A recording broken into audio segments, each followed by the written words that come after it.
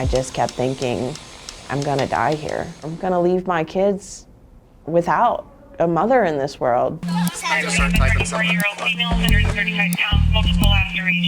she get cut? I got her leg. It's right here. It's the whole leg right here.